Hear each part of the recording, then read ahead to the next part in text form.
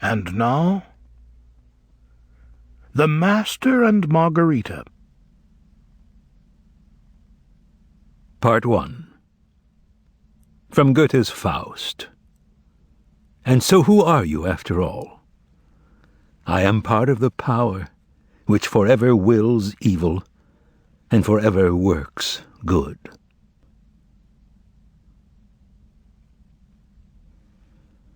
Chapter 1. Never talk to strangers. One hot spring evening, just as the sun was going down, 2 men appeared at Patriarch's Ponds. One of them, 40-ish, wearing a gray summer suit, was short, dark-haired, bald on top, paunchy, and held his proper fedora in his hand. Black horn-rimmed glasses of supernatural proportions adorned his well-shaven face. The other one, a broad-shouldered, reddish-haired, shaggy young man with a checked cap cocked on the back of his head, was wearing a cowboy shirt, crumpled white trousers, and black sneakers. The first man was none other than Mikhail Alexandrovich Berlioz, editor of a literary magazine and chairman of the board of one of Moscow's largest literary associations, known by its acronym, Masolit. And his young companion was the poet Ivan Nikolaevich Poniryov, who wrote under the pen name Bezdomny. After reaching the shade of the newly budding linden trees, the writers made a beeline for the colorfully painted refreshment stand bearing the sign, Beer and Cold Drinks. And here it is worth noting the first strange thing about that terrible May evening. Absolutely no one was to be seen, not only by the refreshment stand, but all along the tree-lined path that ran parallel to Malaya Bronaya Street.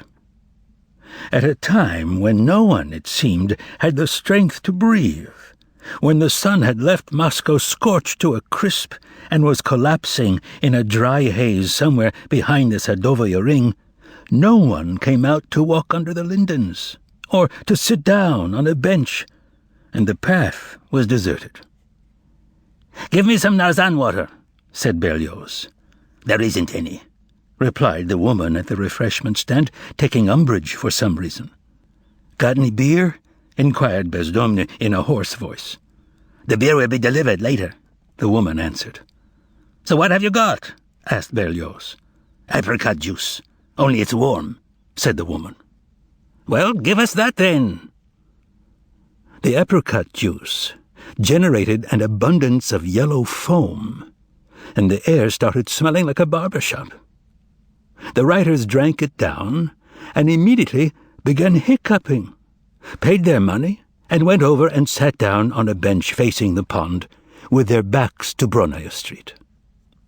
Here, the second strange thing happened, which affected Berlioz alone. He suddenly stopped hiccuping, his heart pounded, and stopped beating for a second, then started up again, but with a blunt needle lodged inside it. Besides that, Berlioz was seized with a groundless fear so intense that he wanted to run away from Patriarch's Ponds that very minute without looking back. Berlioz looked around miserably, not knowing what had frightened him. He turned pale, wiped his forehead with a handkerchief, and thought, "What's wrong with me? This has never happened before. My heart's playing tricks on me. I'm overtired. Maybe it's time to throw everything to the devil and go off to Kislovodsk." And then the hot air congealed in front of him, and out of it materialized a transparent man of most bizarre appearance. A small head with a jockey cap, a skimpy little checked jacket that was made out of air. The man was 7 feet tall, but very narrow in the shoulders, incredibly thin, and his face, please note, had a jeering look about it. Berlioz's life was so arranged that he was unaccustomed to unusual happenings. He turned even paler, opened his eyes wide, and, in a state of confusion, thought, "This can't be." But alas, it was. And the tall, transparent man swayed from left to right in front of him without touching the ground. At this point, Berlioz was so overcome with terror that he shut his eyes. And when he opened them, he saw that it was all over. The mirage had evaporated, the man in checks had vanished, and the blunt needle had dislodged itself from his heart. "What the devil?" exclaimed the editor. "You know, Ivan, I think I almost had a sunstroke just then. Maybe even something like a hallucination." He tried to smile, but alarm still flickered in his eyes, and his hands were shaking. Gradually, however, he calmed down, fanned himself with his handkerchief, managed a fairly cheerful, "Well, and resumed the conversation that had been interrupted by the apricot juice. This conversation, as was learned subsequently, was about Jesus Christ. The fact is that the editor had commissioned the poet to write a long anti-religious poem for the next issue of his journal. Ivan Nikolaevich had composed the poem, and in a very short period of time at that. But unfortunately, it had not met with the editor's approval. Bezdomnia had painted the central character of his poem, that is, Jesus, in very dark colors, and yet, in the editor's opinion, the whole poem had to be rewritten. And so now the editor was giving the poet a kind of lecture on Jesus in order to point out to him his basic error. It is hard to say what had ultimately led Ivan Nikolaevich astray: the descriptive power of his pen, or his complete ignorance of his subject matter. But the Jesus whom he portrayed emerged as a, well, totally lifelike figure, a Jesus who had once existed, although, admittedly, a Jesus provided with all sorts of negative traits. Thus, Berlioz wanted to prove to the poet that the important thing was not what kind of man Jesus was, good or bad, but rather that Jesus, as an individual, had never existed on earth at all, and that all the stories about him were mere fabrications, myths of the most standard kind. It should be noted that the editor was a well-read man, and in his speech he made very clever allusions to ancient historians such as the famous Philo of Alexandria, and the brilliantly educated Flavius Josephus, neither of whom had said a word about the existence of Jesus. With a display of solid erudition, Mikhail Alexandrovich also informed the poet in passing that the passage in Book 15, Chapter 44 of Tacitus's famous Annals, where mention is made of Jesus' execution, is nothing but a later fraudulent interpolation. The poet, for whom everything the editor said was a novelty, stared at Mikhail Alexandrovich with his sharp green eyes, and listened to him attentively, hiccuping only occasionally, and cursing the apricot juice under his breath. "There is not a single Eastern religion," Berlioz was saying, "where an immaculate virgin does not, as a matter of course, bring forth a god into the world. And the Christians, displaying no originality whatsoever, followed the same pattern when they created their Jesus, who, in fact, never existed at all. That's where you have to put your main emphasis." Berlioz's high tenor resounded along the deserted path, and as Mikhail Alexandrovich ventured into that maze, which only a highly educated man can explore without risking his neck, the poet learned more and more interesting and useful things about the Egyptian Osiris, the kind god and son of heaven and earth, and about the Phoenician god Tammuz, and about Marduk, and even about the lesser-known terrible god Huitzilopochtli, who had once been venerated by the Aztecs in Mexico. And just as Mikhail Alexandrovich was telling the poet how the Aztecs had modeled figures of Huitzilopochtli out of dough, the first man appeared on the pathway.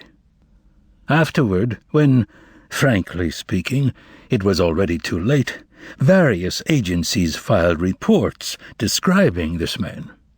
If one compares them, one cannot help but be astonished. For example, one says that he was short, had gold teeth, and was lame in his right foot. Another says that he was hugely tall, had platinum crowns, and was lame in his left foot. Yet a third notes laconically that he had no distinguishing characteristics whatsoever. We should add that all other reports were worthless. To begin with, the subject was lame in neither foot, and he was neither short nor hugely tall, but simply tall. As for his teeth, the left ones had platinum crowns, the right gold. He was dressed in an expensive grey suit and wore foreign-made shoes of the same colour. A grey beret was cocked rakishly over his ear, and under his arm he carried a walking stick with a black knob shaped like a poodle's head. He looked to be a little over 40. Slightly crooked mouth, smooth-shaven, dark brown hair, right eye black, left, for some reason, green. Black eyebrows, but one was higher than the other. In a word, a foreigner. As he passed the bench where the editor and poet were sitting, the foreigner looked at them out of the corner of his eye, stopped, and suddenly sat down on a neighbouring bench 2 feet away. A German, thought Berlioz. An Englishman, thought Bezdomny. I bet he's hot with those gloves on. The foreigner looked around at the tall buildings that formed a square border around the pond, thus making it obvious that he was seeing the place for the first time and that it interested him. He rested his gaze on the upper stories of the buildings and on the window panes' blinding reflection of the broken sun that was departing from Mikhail Alexandrovich forever. Then he lowered his gaze to where the window panes were turning dark in the dusk, gave a condescending smile, narrowed his eyes, placed his hands on the knob of his walking stick, and rested his chin on his hands. "Some things, Ivan, you described very well and satirically," Berlioz was saying. "For example, the birth of Jesus, the Son of God. But the fact is that a whole host of sons of God were born even before Jesus, like, say, the Phoenician Adonis, the Phrygian Attis, the Persian Mithras. But, in short, none of them, including Jesus, were ever born or existed, and so, instead of describing his birth or, say, the coming of the Magi, you should describe the nonsense that was said about all this. Otherwise, your account seems to suggest that he really was born." Bezdomny held his breath in an effort to stop the hiccups that were tormenting him, which only made them louder and more excruciating, at which point Berlioz stopped talking because the foreigner suddenly got up and came over to them. They looked up at him in amazement. "Please excuse me," he said, speaking correctly but with a foreign accent, "for presuming to speak to you without an introduction, but the subject of your learned discussion is so interesting that—" Here he politely removed his beret, and the friends had no choice but to raise themselves slightly and bow in response. "No, more likely he's French," thought Berlioz. "A Pole?" thought Bezdomny. It should be added that the poet found the foreigner loathsome from the moment he opened his mouth, whereas Berlioz rather liked him, or, if not liked him, then, how shall we say it, at least took an interest in him. "May I join you?" asked the foreigner politely, and the friends moved apart involuntarily. The foreigner deftly seated himself between them and immediately joined their conversation. "Was I mistaken when I heard you say that Jesus never existed on earth?" asked the foreigner, focusing his left green eye on Berlioz. "No, you are not mistaken," Berlioz replied courteously. "That's exactly what I said." "Ah, how interesting," exclaimed the foreigner. "What the devil is he after?" thought Bezdomny with a scowl. "And do you agree with your friend?" queried the stranger, turning to Bezdomny on his right. 100%, confirmed Bezdomny, who loved pretentious, figurative expressions. Astonishing! Exclaimed the uninvited discussant, and then, looking around furtively for some reason, and muffling his already low voice, he said, Excuse my persistence, but did I understand you to say that you don't believe in God either? He made his eyes pop in mock fright and added, I swear I won't tell anyone. That's right, we don't believe in God, answered Berlioz with a faint smile at the tourist's fear. But we can talk about it freely and openly. The foreigner leaned back on the bench and practically squealed with curiosity as he asked, You mean you're atheists? Yes, we are, answered Berlioz with a smile, while Bezdomny thought in irritation, He's sticking to us like glue, the foreign pest. Oh, how delightful, cried the amazed foreigner, turning to look first at one writer and then the other. In our country, atheism comes as no surprise to anyone, said Berlioz in a polite and diplomatic way. The majority of our population made a conscious decision long ago not to believe the fairy tales about God. Here the foreigner made the following move. He got up, pressed the astonished editor's hand, and uttered these words, Allow me to thank you with all my heart. What are you thanking him for? Queried Bezdomny, blinking. For very important information that I, as a traveller, find extraordinarily interesting, explained the eccentric from abroad, raising his finger in a meaningful way.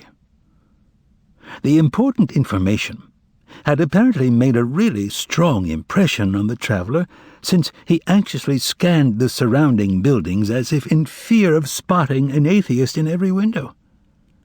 No, he's not English, thought Berlioz, while Bezdomny wondered, where in hell did he learn to speak Russian like that? That's what I'd like to know. And he scowled again. But may I ask, resumed the guest from abroad after a moment's troubled reflection, what do you make of the proofs of God's existence, of which, as you know, there are 5? Alas, answered Berlioz regretfully, all of those proofs are worthless, and mankind has long since consigned them to oblivion. Surely you would agree that reason dictates that there can be no proof of God's existence. Bravo! Exclaimed the foreigner. Bravo! You've said just what that restless old sage Emmanuel said about this very same subject. But here's the rub. He completely demolished all 5 proofs, and then, in a seeming display of self-mockery, he constructed a 6th proof, all his own. Kant's proof, retorted the educated editor with a faint smile, is also unconvincing. No wonder Schiller said that only slaves could be satisfied with Kant's arguments on this subject, while Strauss simply laughed at his proof. As Berlioz was speaking, he thought, but who is he anyway, and how come his Russian is so good? This guy Kant ought to get 3 years in Solovki for proofs like that, blurted out Ivan Nikolaevich, completely unexpectedly. Ivan, whispered Berlioz in consternation. But the suggestion that Kant be sent to Solovki not only failed to shock the foreigner, it positively delighted him. Precisely so, he cried, and his green left eye, which was focused on Berlioz, sparkled. That's the very place for him, as I told him that time at breakfast. As you please, Professor, but you've contrived something totally absurd. True, it may be clever, but it's totally incomprehensible. People will laugh at you.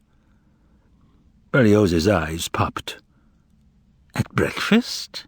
With Kant? What kind of nonsense is this? He thought. However, continued the foreigner, unflustered by Berlioz's astonishment, and turning to the poet, he can't be sent to Solovki for the simple reason that for more than 100 years now he's been somewhere far more remote than Solovki, and there's no way of getting him out of there, I assure you. "Too bad," responded the poet bully.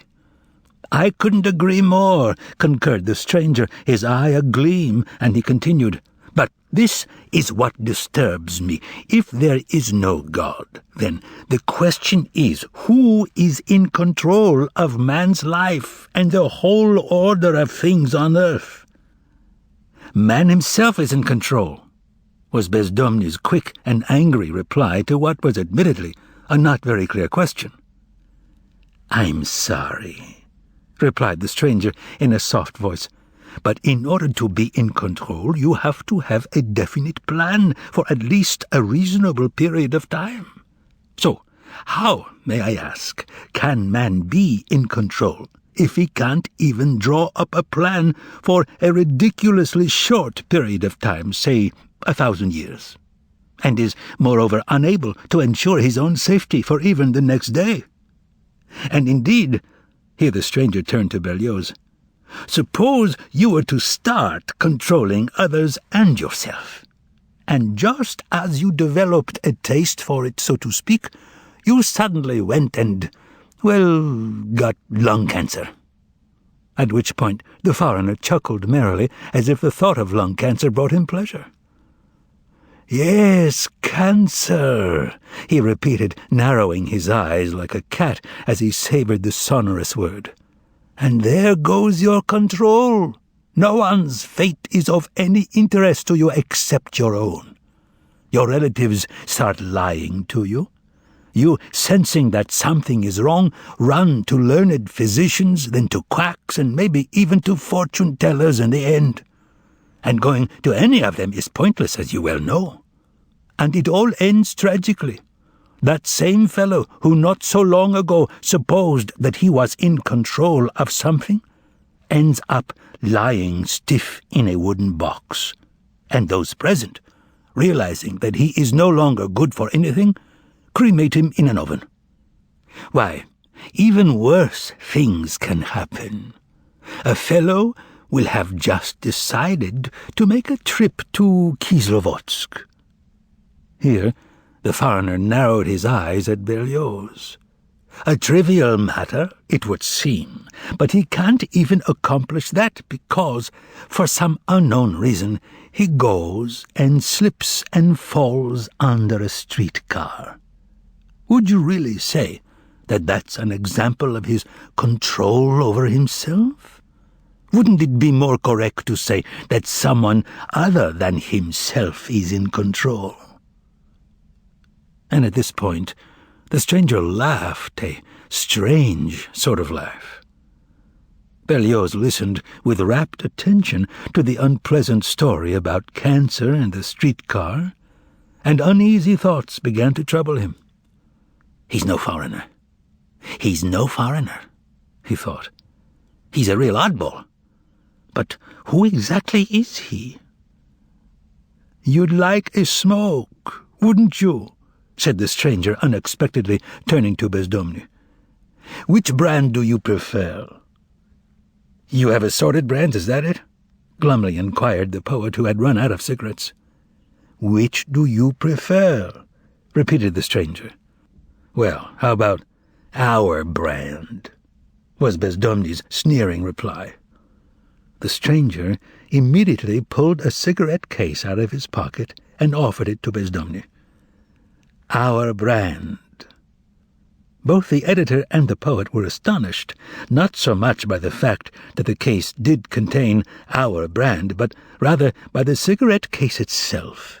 It was enormous, made of pure gold, and as it was being opened, the blue and white fire of a diamond triangle sparkled on its cover. The writers had different thoughts at this point. Berlioz thought, "No, he's definitely a foreigner." And Bezdomny thought, to hell with him. Both the poet and the owner of the cigarette case lit up, but Berlioz, a non-smoker, declined. "That's how I'll refute his argument," decided Berlioz. "Yes, of course, man is mortal, no one would deny that, but the point is that—" But before he could utter these words, the foreigner went on to say, Yes, man is mortal, but that isn't so bad. What's bad is that sometimes he's unexpectedly mortal. That's the rub. And in general, he can't even say in the morning what he'll be doing that very same night. What an absurd way of posing the question, thought Berlioz, and retorted, Well, that's a bit of an exaggeration. I know more or less precisely what I'll be doing this evening. It goes without saying, of course, that if a brick were to fall on my head on Bronaia Street, the brick is neither here nor there, interrupted the stranger in an imposing fashion. It never merely falls on someone's head from out of nowhere. In your case, I can assure you that a brick poses no threat whatsoever. You will die another kind of death. And you know just what that will be, queried Berlioz with perfectly understandable irony, letting himself be drawn into a truly absurd conversation. And you'll tell me what that is? Gladly, replied the stranger. He took Berlioz's measure as if intending to make him a suit, and muttered something through his teeth that sounded like 1, 2, Mercury in the second house, the moon has set, 6, misfortune, evening, 7. Then he announced loudly and joyously, Your head will be cut off. Bezdomny glared fiercely and malevolently at the impertinent stranger, and Berlioz asked with a crooked smile on his face, By whom, namely? Enemies? Interventionists? No, replied his interlocutor. By a Russian woman, a member of the Komsomol. Grunted Berlioz, irritated by the stranger's little joke. Well, excuse me, but that's highly unlikely. No, please excuse me, replied the foreigner, but that's how it is. By the way, I wanted to ask you, what will you be doing this evening if it's not a secret? It's not. First, I'm going home to my place on Sadovaya, and then at 10 there's a meeting at Masolit, which I'll be chairing. No, that can't be, firmly protested the foreigner. And why is that? Because, replied the foreigner, narrowing his eyes and looking up at the sky where the blackbirds were circling noiselessly in anticipation of the evening coolness. Anushka has already bought the sunflower oil, and not just bought it, but spilled it as well. So the meeting won't take place. At this point, as one might expect, silence fell under the lindens. Excuse me, resumed Berlioz after a pause, looking at the nonsense-spouting foreigner. But what's sunflower oil got to do with it? And who is this Anushka? Here's what the sunflower oil has to do with it, interjected Bezdomny suddenly, evidently deciding to declare war on their uninvited interlocutor. You haven't by any chance spent some time in a mental hospital, have you? Ivan! Softly exclaimed Mikhail Alexandrovich. But the foreigner was not the least bit insulted, and he burst out with a hearty laugh. I have indeed, and more than once, he exclaimed, laughing, his unsmiling eye still focused on the poet. And where haven't I been? I'm only sorry I never managed to ask the professor what schizophrenia is, so you'll have to ask him yourself, Ivan Nikolaevich. How do you know my name? Goodness, Ivan Nikolaevich, who doesn't know you? At which point the foreigner pulled the previous day's literary gazette out of his pocket, and Ivan Nikolaevich saw a picture of himself on the front page, and underneath it some of his poems. But the evidence of his fame and popularity, which had so delighted the poet the day before, now gave him no pleasure whatsoever.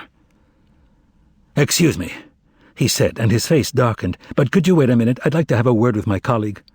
Oh, by all means, exclaimed the stranger. It's so pleasant here under the lindens, and besides, I'm in no hurry to go anywhere. Look here, Misha, whispered the poet after taking Berlioz aside. He isn't a tourist at all, but a spy. He's a Russian emigre who's managed to get back here. Ask to see his papers or he'll get away. You really think so? Whispered Berlioz anxiously, thinking to himself, He's probably right. Mark my words, hissed the poet in his ear. He's playing the fool, in order to pump us for information.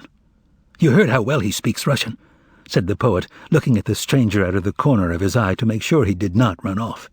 Come on, let's grab him or he'll get away. The poet took Berlioz by the arm and led him over to the bench. The stranger was no longer seated on the bench, but was standing near it, holding a small booklet bound in dark grey, a thick envelope made of good quality paper, and a visiting card. "Excuse me," he said with importance, looking intently at the two men of letters, "but in the heat of our discussion I neglected to introduce myself. Here is my card, my passport, and my invitation to come to Moscow as a consultant." They became embarrassed.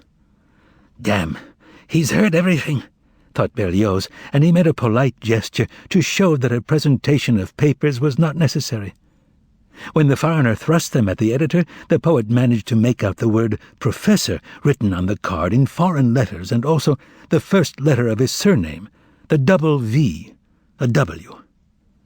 Meanwhile, the editor mumbled and embarrassed, "I'm very pleased to meet you." And the foreigner shoved the documents into his pocket. Thus, relations between them were restored, and all three again sat down on the bench. "So you've been invited here as a consultant, Professor?" asked Berlioz. "Yes, that's right." "Are you a German?" queried Bezdomny. "Who, me?" replied the professor, and suddenly grew pensive. "Yes, I suppose I'm a German," he said. "Your Russian is first-rate," observed Bezdomny. "Oh, in general I'm a polyglot and know a great many languages," answered the professor. "And what is your field?" inquired Berlioz. "I'm a specialist in black magic." "Well, I'll be—" flashed through Mikhail Alexandrovich's head. And is it in that capacity that you've been invited here?" stammered Berlioz. "Yes, it is," affirmed the professor, and he went on to explain. "Some authentic manuscripts of the 10th century master of black magic, Gerbert of Aurillac, have been discovered here in your state library, and I've been asked to examine them. I'm the only person in the whole world who's qualified to do so." "Ah, so you're a historian, then?" asked Berlioz with great respect and relief. "Yes, I'm a historian," confirmed the scholar, and added, apropos of nothing, "This evening some interesting history will take place at Patriarch's Ponds." And again, both the editor and the poet were completely dumbfounded. The professor motioned to both of them to come closer, and when they had, he whispered, "Keep in mind that Jesus did exist." "You know, Professor," answered Berlioz with a forced smile, "we respect your great knowledge, but we happen to have a different point of view regarding that issue." "No points of view are necessary," replied the strange professor. "He simply existed, and that's all there is to it." "But surely some proof is required?" began Berlioz. No proof is required," answered the professor. He began to speak softly, and as he did, his accent somehow disappeared. "It's all very simple. Early in the morning, on the 14th day of the spring month of Nisan, wearing a white cloak with a blood-red lining, and shuffling with his cavalryman's gait,